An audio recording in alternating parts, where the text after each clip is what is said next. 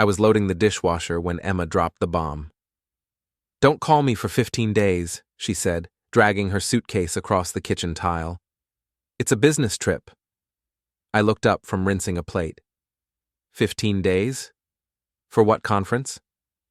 Industry Summit. Vegas, then Phoenix, back-to-back sessions. She didn't look at me when she said it, just kept checking her phone, that new nervous habit where she'd glance at the screen every 30 seconds like she was expecting the president to call. "That's a long time." "It's important for my career, Dan." She sighed like I was already being difficult. "You know how it is." I knew how a lot of things were. I knew she'd been coming home later and later over the past 3 months. I knew about the emergency client dinners that left her smelling like expensive cologne that wasn't mine. I knew she'd started going to a new gym across town, even though we had a perfectly good one 10 minutes away. I also knew about the new lingerie tags in the bathroom trash. "When do you leave?" I asked. "Tomorrow morning, early flight." She wheeled the suitcase toward the bedroom, then paused in the doorway. "And Dan?" "Seriously. Don't call. The schedule is insane and I need to focus." 15 days. Who tells their husband not to call for 15 days? That night, I watched her pack. She was meticulous about it, folding each item like she was preparing for a magazine photo shoot. 3 sundresses, 2 bikinis. The lingerie I'd never seen her wear. A bottle of that perfume she saved for special occasions. For a business conference. "Taking the good stuff?" I said from the doorway. She jumped slightly. "What?" "Your perfume, the Chanel." "Oh, yeah, networking events, cocktail parties. Got to look professional." She zipped the suitcase with more force than necessary. I nodded and said nothing. I'd learned over the years that silence was a weapon Emma couldn't stand. She'd fill it with more details, more explanations, digging herself deeper. "There's a pool at the hotel," she added. "Might get some downtime between sessions." "Sounds nice." "Don't be like that." "Like what?" "Passive-aggressive, sulky." She turned to face me, hands on her hips. "I'm trying to advance my career. I thought you'd be supportive." "I am supportive." "Then act like it." I held up my hands in surrender. She was good at this, flipping things around so I was the bad guy for noticing that nothing added up. It was a talent. She could gaslight you into questioning your own eyes. After she went to sleep, I sat in the dark living room with my laptop. Our credit cards were on a shared account. She'd set it up years ago when we first got married, back when we were playing at being a team. She liked the cashback rewards, the point system. I liked knowing where our money went. At some point in the last month, she'd turned off the push notifications on her phone. I'd watched her do it, casually, while scrolling through settings one night. "Too many alerts," she'd said. "It's annoying." But she'd forgotten about my phone. I pulled up the banking app and made sure notifications were still active. Then I went to bed. Emma was gone by the time I woke up. No goodbye kiss, no note. Just an empty closet and the faint smell of Chanel in the air. I made coffee and tried to work. I ran IT security for Emma's father's real estate development company. It was a good job, steady pay, but it came with the constant weight of being the son-in-law who'd married above his station.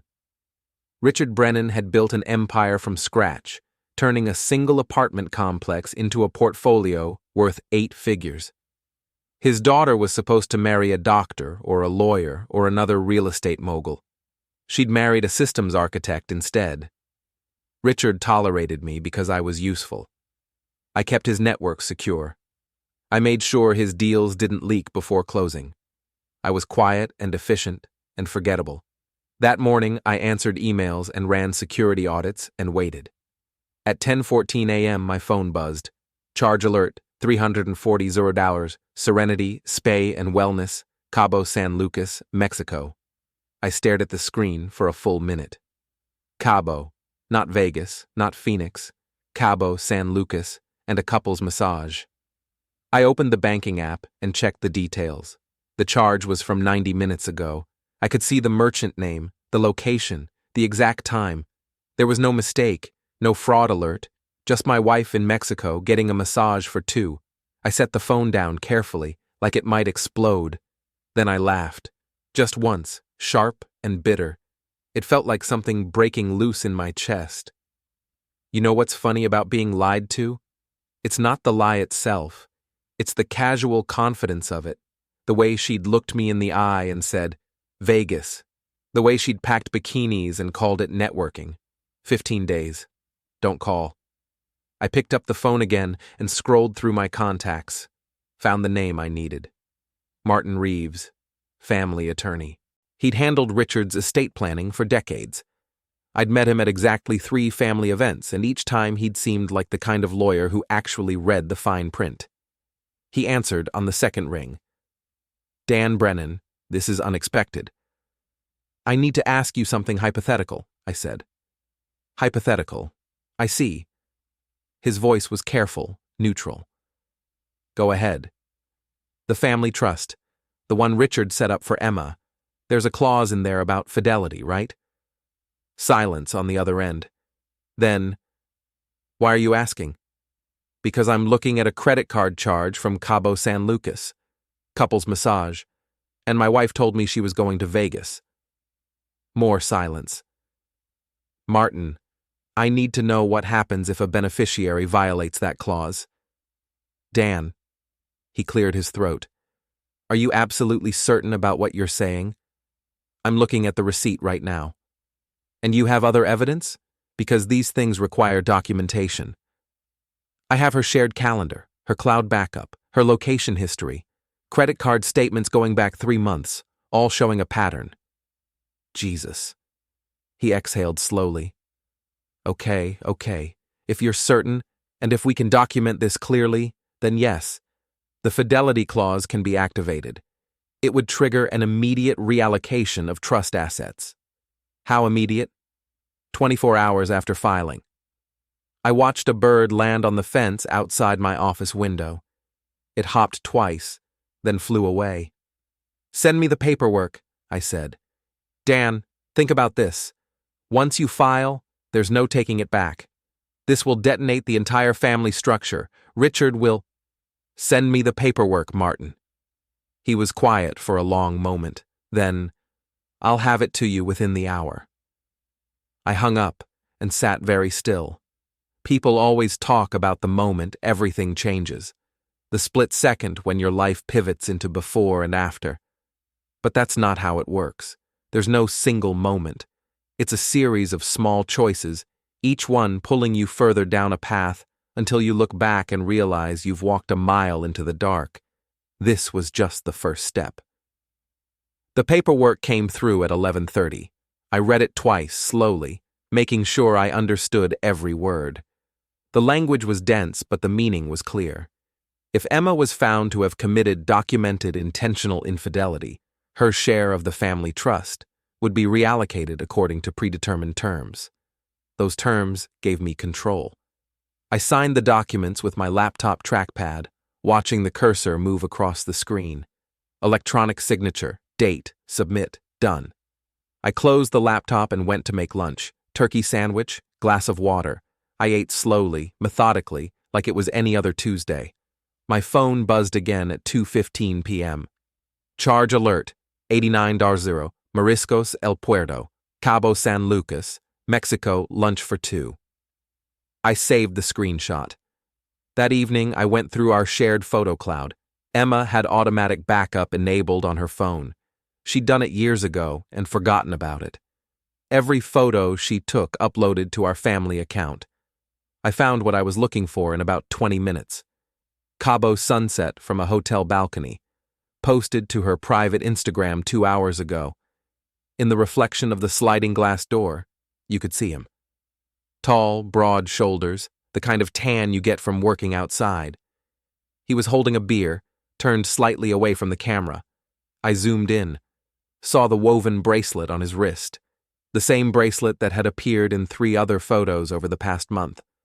Always just at the edge of the frame, always barely visible. Next photo, poolside. Her legs, tanned and glistening with sunscreen, the shadow of someone else's legs next to hers. Next, a plate of food, 2 forks. Next, her laughing, head thrown back. Someone's hand on her shoulder, cropped out of frame but visible in the thumbnail. I downloaded everything and backed it up to an encrypted drive. Then I went through her text messages. She'd set up message forwarding to her iPad a year ago, so she could text from her laptop when her phone was charging. The iPad was in the living room, logged into the family account.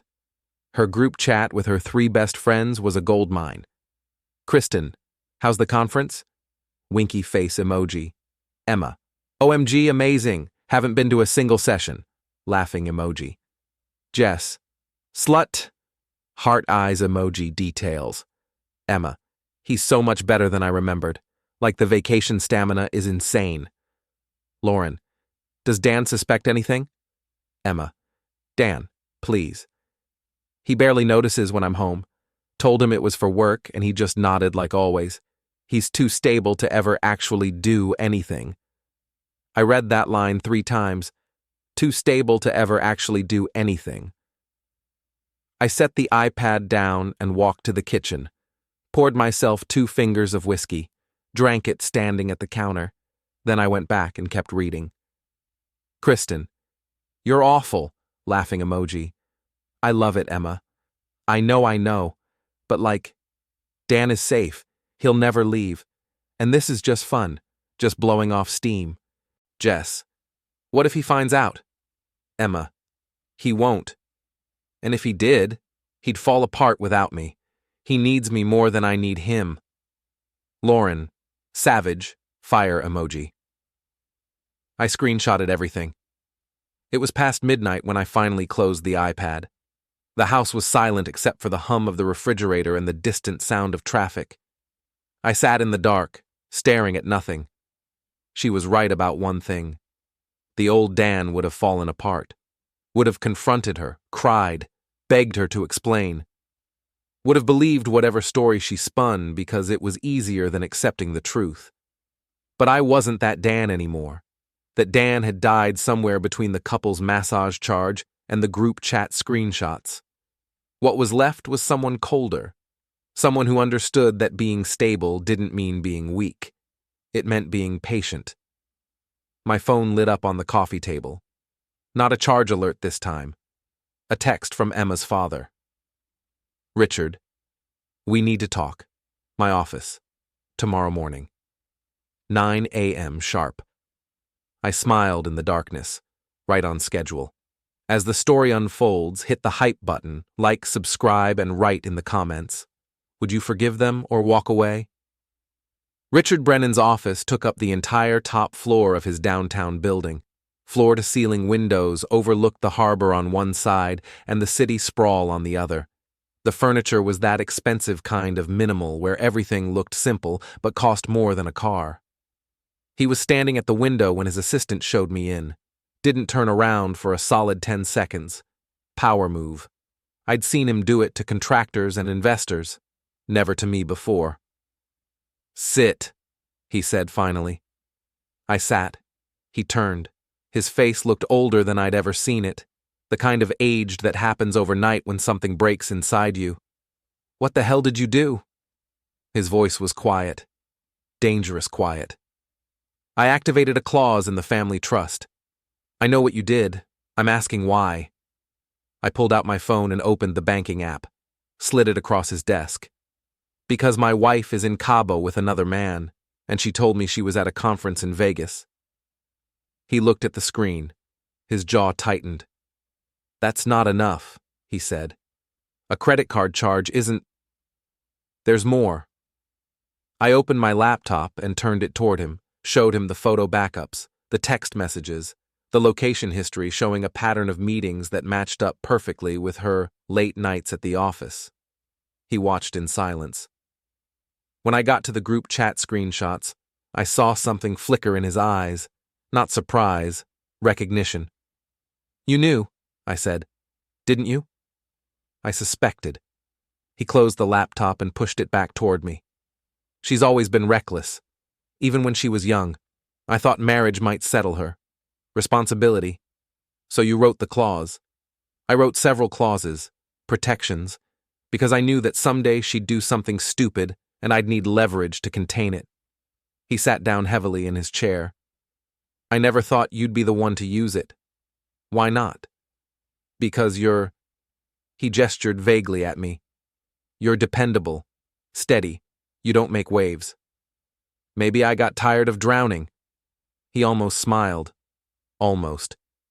The clause reallocates her trust share to you, he said. 40% of her inheritance. Plus the prenup kicks in. She signed off on an infidelity clause there too. She loses any claim to your joint assets. I know what I signed. Do you? He leaned forward. Do you understand what this means? The board will know. The family will know. This will be public, Dan. Messy. And Emma will fight it. Let her fight. She's my daughter. Then you should have raised her better. The words hung in the air like smoke. I expected him to explode, to throw me out. Instead, he just looked tired. The clause was supposed to be insurance, he said quietly. A threat. Something to keep her in line. I never wanted it actually used. But you wrote it anyway. I wrote a lot of things into that trust. Protections against addiction, against criminal activity, against financial irresponsibility. He rubbed his face. She never read any of it. Just signed where I told her to sign. She trusted that Daddy would take care of everything. She trusted wrong. He stood and walked back to the window. I can soften this. Make it quiet. Give her a stipend. Set up a separate account. We can contain the damage. No. Dan, no. I stood up. You wrote this clause because you knew she'd do something like this eventually. Because you knew she was selfish and reckless and needed consequences. So let there be consequences. She's still my daughter.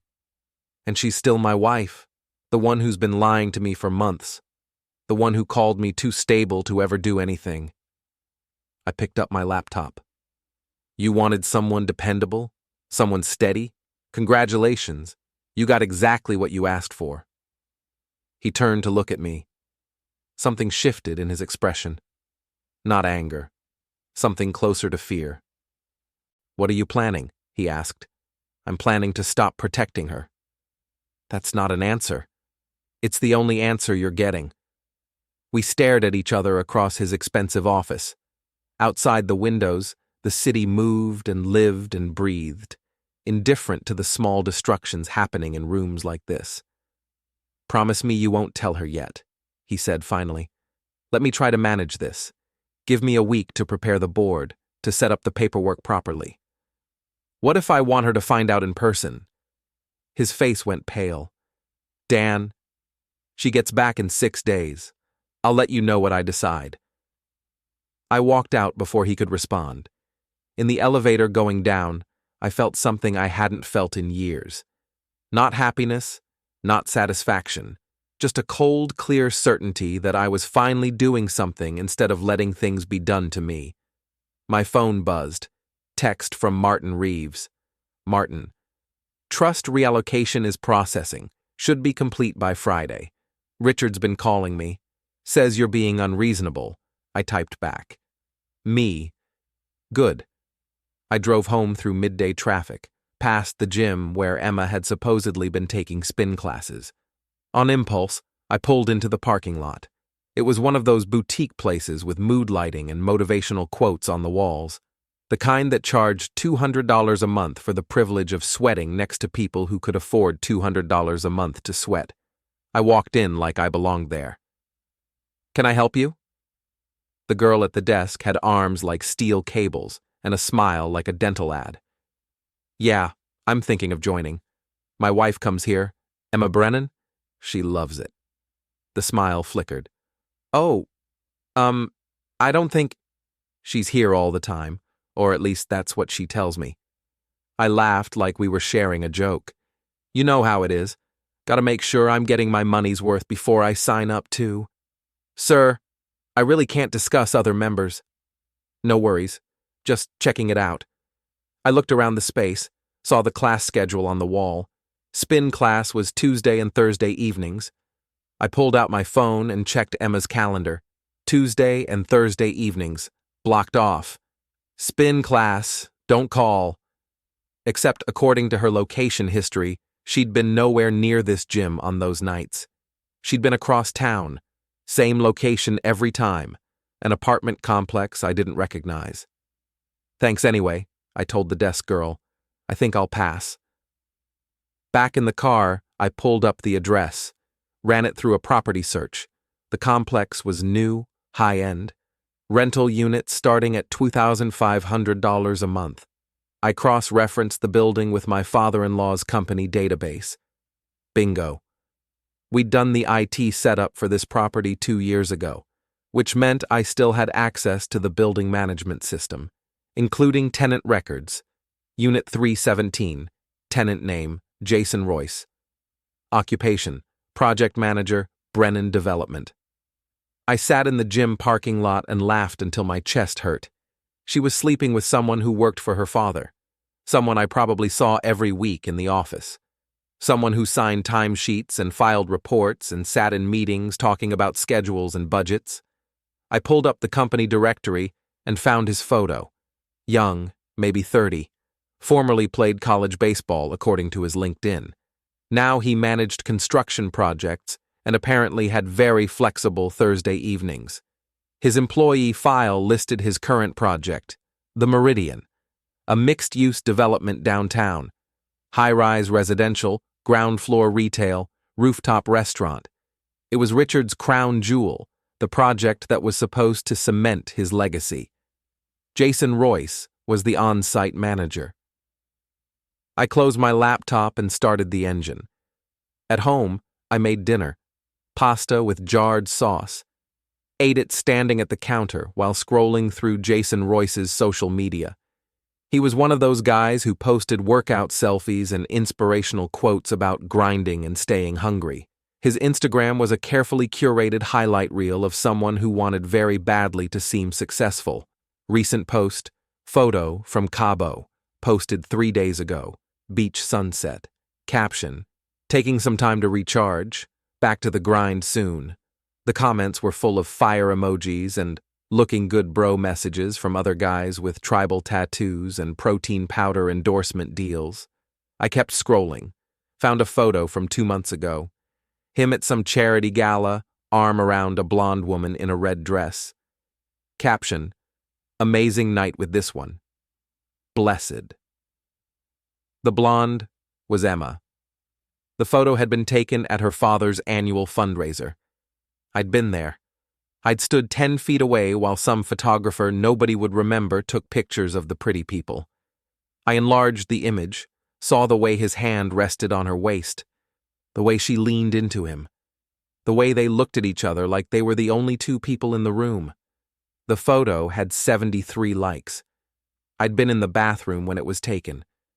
I set my phone down and stared at my reflection in the darkened window. Who was looking back at me? Not the careful, steady husband who kept his head down and his mouth shut. Not anymore. That night, I couldn't sleep. I lay in bed staring at the ceiling, running through scenarios. Emma would be back in 6 days. She'd come home tanned and satisfied and probably full of stories about the conference she never attended. She'd kiss me, unpack, settle back into the routine. She'd think she'd gotten away with it. The thought made something dark and hungry wake up in my chest. At 3 a.m., I got up and went to my office, pulled up the employee database and started researching Jason Royce, where he lived, what he drove, where he spent his time. He drove a BMW M4, silver, license plate in the company records, parked in the building garage downtown but also frequented a gym 3 blocks from his apartment. Not Emma's gym, his own. The kind with heavy weights and no motivational quotes. I found his workout schedule in an old company wellness survey. Mornings, 6 a.m., 5 days a week. Predictable. Everyone was so predictable. I opened a new browser window and pulled up the security camera system for the Meridian project. Used my admin credentials to access the footage. Scrolled back through 3 months of recordings. Found what I was looking for in about an hour. Jason and Emma, late evening, on the unfinished 18th floor. The cameras weren't supposed to be active yet, but I'd done the install personally and knew they were recording to a secure server. The footage was grainy but clear enough. They weren't doing anything explicit, just standing close, talking, his hand on her arm, her laughing at something he said. Then he pulled her closer and kissed her. She kissed him back. I watched the timestamp, 9:47 p.m. on a Thursday. I checked Emma's calendar for that night. Working late, don't wait up. I downloaded the footage and backed it up to 3 different drives. The sun was rising when I finally closed my laptop. I was exhausted and wired at the same time, running on something that felt like caffeine and rage and cold, focused purpose. In 6 days, Emma would come home. In 6 days, I'd decide exactly how much of her life I was going to burn down. But first, I had another call to make. 3 days later, the trust reallocation finalized. I woke up to an email from Martin with the subject line, "Complete." The body of the email was simple.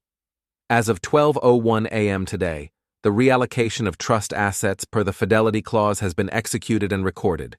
You now control the allocated shares and associated voting rights. Congratulations. I read it twice, then got up and made coffee. By noon, Emma had posted on social media a long, carefully worded statement about betrayal by someone I trusted and learning who people really are and starting over with grace and dignity. The comments were full of supportive emojis and messages from people who had no idea what had actually happened. One comment stood out. "Stay strong, girl. Men are trash." It was from Jason's ex-girlfriend, the one from the photo at the charity gala. I screenshot it and filed it away with everything else. That afternoon, Richard called me. "We need to talk about the Meridian opening." "What about it?"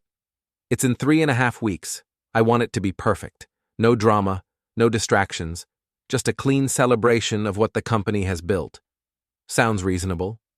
"Which is why I'm asking you, as a board member and as someone who's proven he takes the company's interests seriously, to help ensure it goes smoothly. What do you need from me?"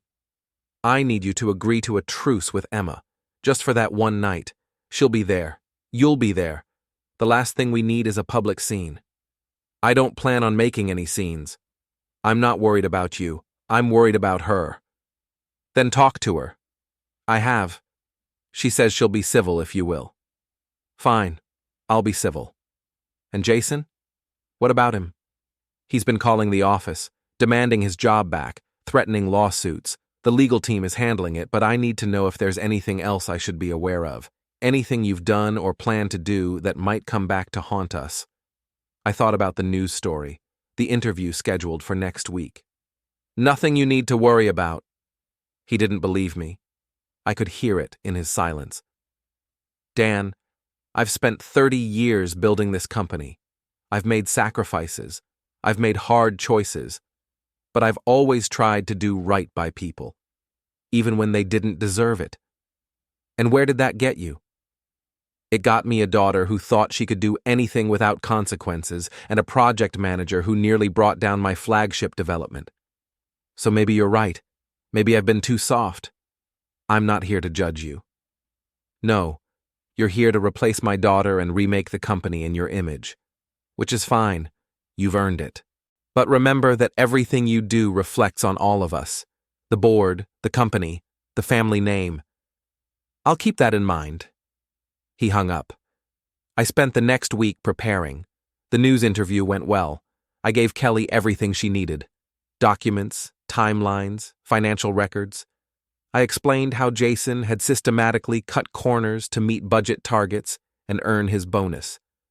I showed her the safety violations, the unlicensed contractors, the unapproved materials. She verified everything, cross-referenced the records, contacted former employees who confirmed the patterns. "This is solid," she said. "We'll run it next Tuesday. Prime time." "And my name stays out of it?" "Completely. Anonymous whistleblower from inside the company." Perfect. The story would break 1 week before the Meridian opening. Timing was everything. At home, I started receiving threats, unsigned letters, anonymous emails, messages from throwaway accounts. You're going to pay for what you did. We know where you live. Karma's coming for you. I documented everything and sent it to Martin. This is criminal harassment, he said. We should go to the police. Not yet. Let them escalate. Why? Because if they escalate, they'll make mistakes. And mistakes are useful. Emma called me on Thursday. First time since the house break-in. We need to talk, she said. About what? About ending this. About finding a way to move forward without destroying each other. I'm not destroying you. You did that yourself. Dan, please.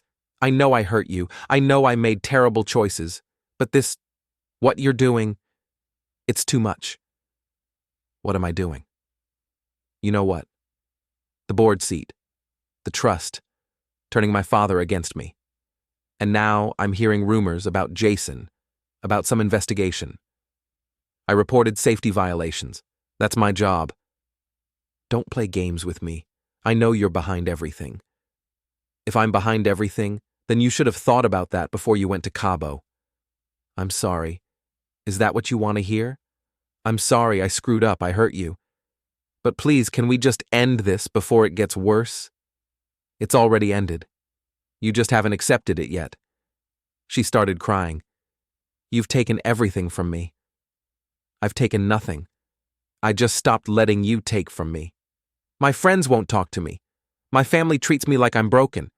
I can't even go to my usual places without people staring and whispering. That's called consequences. I know. I know I deserve some consequences. But this is too much. You've made me into a villain. I've made you into nothing. You did this. Every choice, every lie, every text message making fun of me to your friends. That was you. Dan, we're done, Emma. The marriage is over. The family connections are over. The only thing left is paperwork. Sign the divorce documents and move on with your life. What life? You've destroyed everything. Then build something new. Without your father's money. Without trust funds and board seats and people protecting you from reality. Build something real. I hung up, sat in the silence of my house, and felt nothing. The news story dropped on Tuesday like a bomb. Investigation reveals safety corners cut at luxury high-rise development. It led with the Meridian, showed footage of the building, interviewed safety experts who reviewed the documents and expressed serious concerns. Then it named Jason Royce, showed his photo, his LinkedIn, his social media posts about grinding and success. The reporter explained how he'd systematically violated safety protocols to meet budget targets and earn performance bonuses. The story included a response from Brennan Development, Richard's official statement. We take these allegations seriously. Mr. Royce's employment was terminated pending a full investigation. We are committed to the highest safety standards and are conducting a comprehensive review of all project protocols. Professional. Distanced. Throwing Jason under the bus while protecting the company. By Wednesday morning, Jason's social media was flooded with angry comments. People calling him greedy, reckless, dangerous. His LinkedIn profile disappeared. His Instagram went private. He was radioactive. That evening, he showed up at my house. I saw him through the window, standing on the sidewalk, staring at my door. I didn't go out, just watched. He stood there for 10 minutes.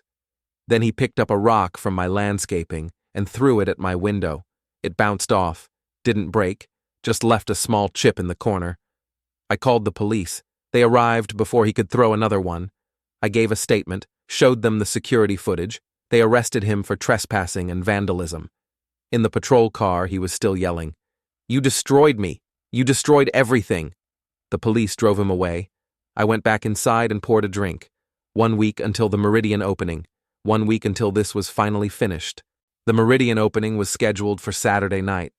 Black tie, 200 guests, city officials, investors, media, everyone who mattered in the local real estate world. I spent the week preparing, not for small talk or networking, for the final move. On Monday, I met with the company's AV team, the ones who handled presentations, videos, corporate events. I need you to put together something for the Meridian opening, I said. What kind of something? A presentation about security and integrity in development projects, professional corporate tone, 5 minutes max. What's the content? I handed them a USB drive. Everything's on here, timestamps, documentation, financial records. Make it clean, make it clear, but make sure people understand what they're seeing. The lead technician looked uncomfortable. This is pretty damaging stuff. It's all factual, all verified, all public record now that the news story ran. But showing it at the opening, that's going to make people uncomfortable. That's the point. Mr. Brennan, I'm not sure. I'm on the board. Richard approved a security presentation for the event. This is that presentation. It wasn't technically a lie. Richard had approved brief remarks about the company's commitment to safety and integrity. He just didn't know what those remarks would include. The technician nodded slowly. When do you need it? Friday. I'll review it before the event. They got to work. On Wednesday, Emma called me. I heard you're speaking at the opening. Brief remarks? Board member duty? Dan, please don't do anything crazy. This is my father's night, his legacy. Don't ruin it. I'm not ruining anything, just reinforcing the company's values. I know you. I know what you're capable of now. Whatever you're planning, please don't. I'm planning to do my job. Your job doesn't include public humiliation. Then you should have thought about that in Cabo. I hung up. Thursday, the presentation was ready. I reviewed it 3 times, made small edits, tightened the pacing. It was perfect. Friday, I did a tech run-through at the venue. The Meridian's main event space, 23rd floor, floor-to-ceiling windows overlooking the city. A stage set up at one end with screens and lighting. Everything worked perfectly. That evening, Richard called me. I heard you've been working with the AV team. Just preparing my remarks. Emma's worried. She thinks you're planning something. Emma's always worried about something. Dan, this opening is important. To me, to the company. I need to know you're not going to do anything that will overshadow the celebration. I'm not going to overshadow anything.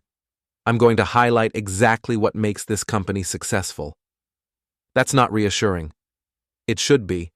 Everything I'm doing is in the company's best interest. Is it? Or is this just another way to punish Emma? Does it matter? He was quiet for a long moment. I guess we'll find out tomorrow night. Saturday evening. I arrived at the Meridian at 6:45 p.m. The event space was transformed. Crystal chandeliers, white tablecloths, centerpieces that probably cost more than my monthly salary. A bar in one corner, a stage with Richard's company logo projected behind it. Guests were arriving in waves, expensive suits, designer dresses, the kind of people who moved through the world expecting it to accommodate them. I found my seat, front section, board member placement. Emma arrived at 7:15.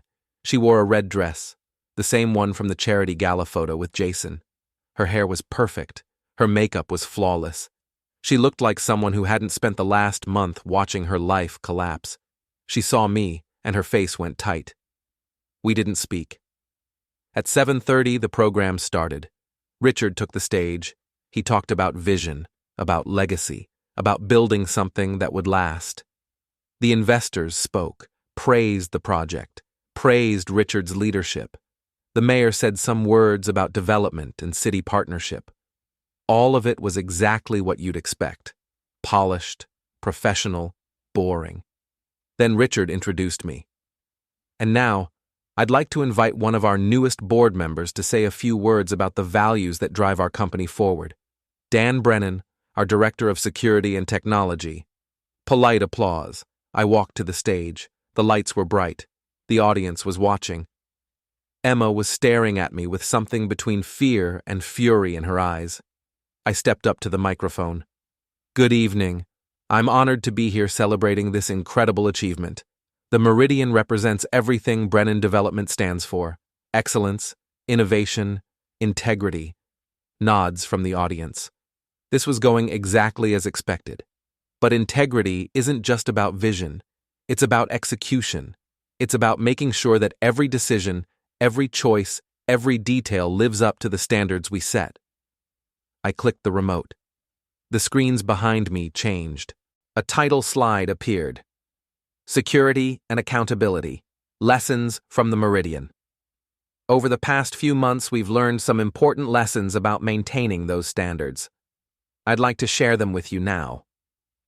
The next slide showed a timeline: construction start date, key milestones, budget markers. The Meridian was designed to showcase the best of what we can build: state-of-the-art materials, cutting-edge design, world-class safety protocols. Click. New slide. A photo of Jason Royce, his professional headshot. This is Jason Royce. He was our project manager.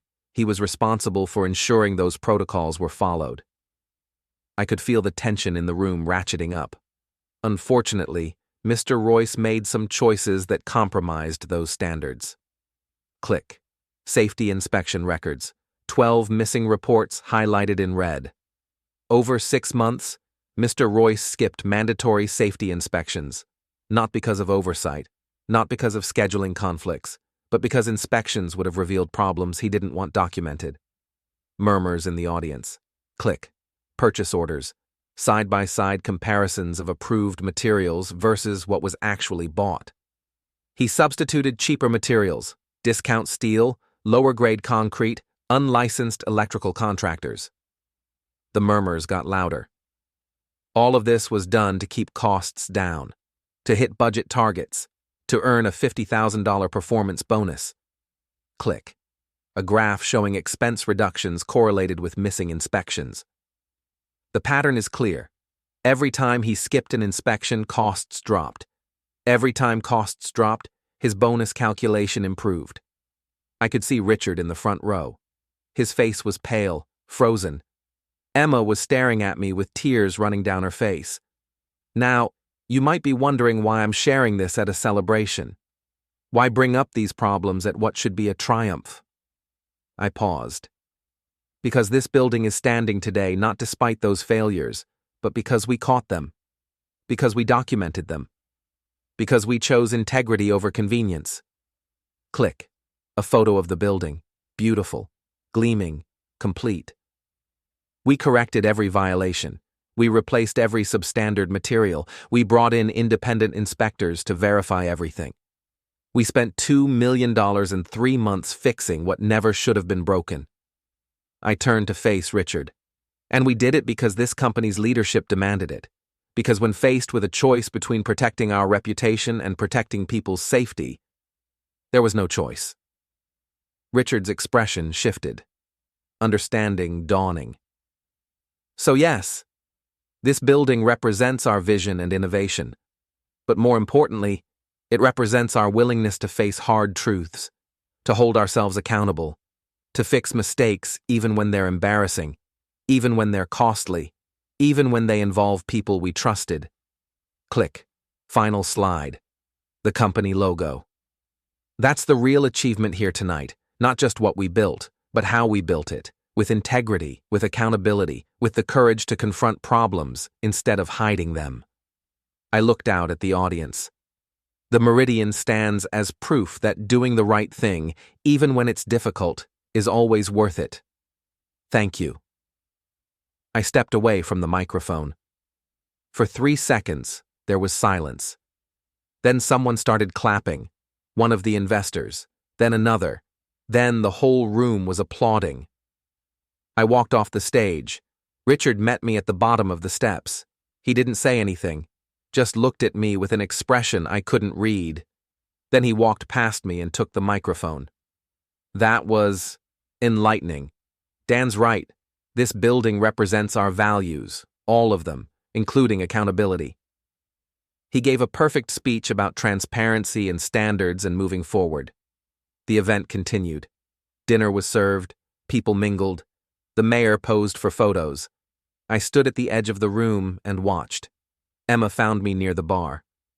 "You couldn't just let it be a nice night," she said. Her voice was raw.